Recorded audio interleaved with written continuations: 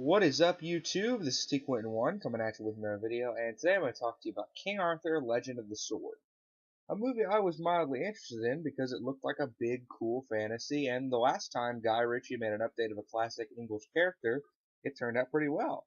A Game of Shadows in particular is one of the more underrated movies in recent years, I think.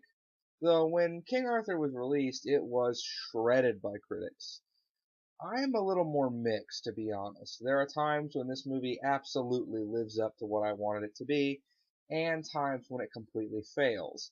If I were to sum up this movie in one word, it would be frustrating. Now, I don't usually do this with movies that are currently in theaters, but I feel like in order to really articulate my thoughts on this film, I have to go into some spoilers, so I'm sorry. If you don't want to know any spoilers, I guess just look for a different review. The biggest positive to this movie is by far the soundtrack. It is fucking awesome. I'd never heard of Daniel Pembrose before, but I cannot wait to hear him score another movie because holy shit, just listen to some of this stuff.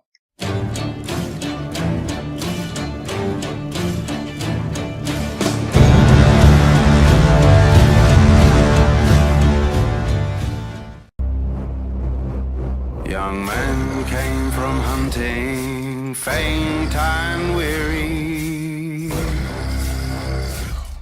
What is that, my lord, my dearie?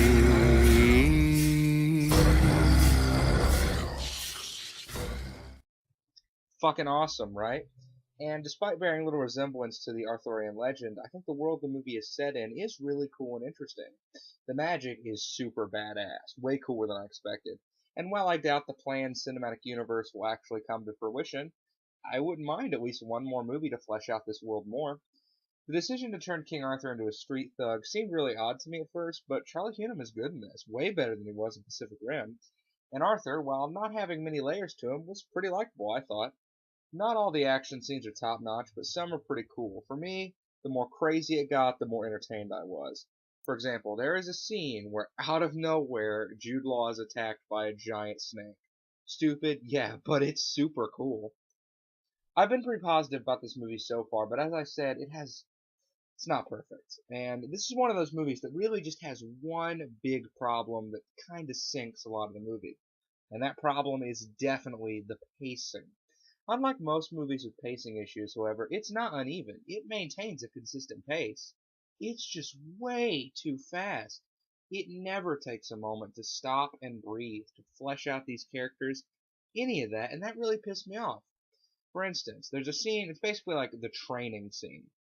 But they dump Arthur on this island with all these creatures and dangerous magical shit for like a year and then come back and get him. That could have been its own movie.